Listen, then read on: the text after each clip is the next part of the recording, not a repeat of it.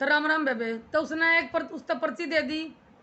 तो फिर वो पर्ची लेकर बोला अपने घर जाकर पढ़िए इसने, और तेरे बेटा जरूर होगा।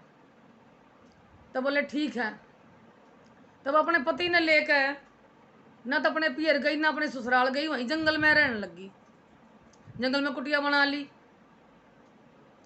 तो एक दिन उसका पति जो है लकड़ी वकड़ी काटने के लिए बाहर जा रहा था, तब पीछे तो जो आंधी तूफान आ गया और उसकी जो झोपड़ी थी वो उड़ गई। झोपड़ी उड़ने के बाद वह बेचारी इधर उधर भागने लगी। तो वह फिर वापस जाके उसने वो पेड़ का कोटर याद आया, वो उसमें जाकर छुप गई। लेकिन वहाँ जाने से पहले उसने एक चिट्ठी जो एक पेड़ पर लगा दी, मेरा पति आओगा वापस तो बता देगा, उसने पता चल जाएगा कि मैं यहाँ कोटर में छुपी हुई हूँ। तो जब उसका पति वापस आया तो इधर उधर ढूंढने लगा, वह उस कोटर में छुप रही थी। तो थोड़ी देर बाद उसने देखा दो राक्षसी आई जो उस पेड़ पर रहा करती। वे पेड़ के ऊपर जाकर बैठ गई और वहाँ बैठ के आपस में बात करने लगी। भले आज बारिश तूफान आ गया लेकिन मैं तो मन कर रहा था सोना टापू पर जाऊं और अच्छा पेट भर कर खाना खाऊं। बेटा अब कौन सी देर होगी, दूसरी बोली चल अब चलते हैं। तो वो बोली यो पेड़ हमने उड़ा कर ले जा, इस पेड़ ने उड़ा कर ले चल लेंगे और इस पेड़ ने वहीं ले चल लेंगे सोना टापू पर। तब उस पेड़ ने उड़ा लेगी। अंदर वह बैठी तो उसकी नींद खुली तो जो है वो उड़ गई। तो वहाँ सोना टापू पर जाकर उनने वो पेड़ उतारा और वे खाना खाने लगी। और उस वहाँ उतर कर देखने लगी, वहाँ तो सोने की रेत।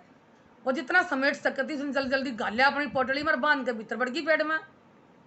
वे वापस उस पेड़ में ले चली, वापस आ गई अपने पति से मिली, मिलकर बोली चल ससुराल चलेंगे अपनी, तेरी माँ तो दूंगी, माँ खुश हो जाएगी सोना देख कर। वह गई, उन्हें अपनी सास तो सोना दिखाया। सास ने बोली अब तू इतना सोना लेकर क्यों आई, थोड़ा और लेकर आती, क्योंकि वह लोभन थी। इतना इतने सोने तो जितना उतना थोड़ा मैं ले आऊँगी, तू मुझे जगह बता दे। उसने उसका जगह बता दी, वह वहीं चली गई और पेड़ में जाकर बैठ गई। जैसे वो अंदर बैठी राक्षसनी आ गई तभी आपस में बात करने लगी, भाई आज तो है ना दूसरे द्वीप पर चलेंगे, मेरा मछली खाने जी कर रहा है। तो पेड़ लेकर उड़ पड़ी। तो रास्ते में उस तरह क्या ना गया, सास्ता उतर लो बन थी। बोली ए तुम पागल हो रही हो के, सोना टापू पे चलो, उड़ क्यों जाओ हो, सोना लेना हमने। उन्हें देखा गया तो कित बड़ रिलो बन कित आई तो उन्हें धक्का मार कर नीचे गिर दी। नीचे पड़ते हुए मर गई।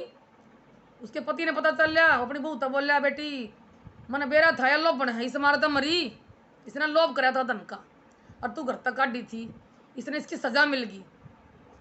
फिर उसने वो पर्ची खोली, उस पर्ची में लिख रहा था कि बेटा जब भी तू अपने पति के साथ वो अपना समय बितावे तो वो दिन बताए उसने उस पर्ची में लिख रहे थे, और अपने पति के बाएं तरफ जो होता है सोना है, बाएं तरफ सोने से ही पुत्र की प्राप्ति होती है। तो उसमें जो भी उसने नियम लिखे थे सारे उसका उसने पालन करा, उसका बेटा भी हो गया और धन भी हो गया। तो जी भगवान की भक्ति का ही वो फल हुआ है, क्योंकि उसका कर्म अच्छे थे, वो अच्छे स्वभाव की थी, भगवान की भगत थी, किसी का बुरा ना करे थी। इस मारे भगवान ने उसकी सुन्नी गोद भी भर दी, बेटा भी दे दिया, धन भी दे दिया। अब बुरे जो उसके साथ जो बुरा करे थे उनने जो उसका फल मिल गया। तो बेबे हाड़े की कहानी नहीं, हाड़े राम।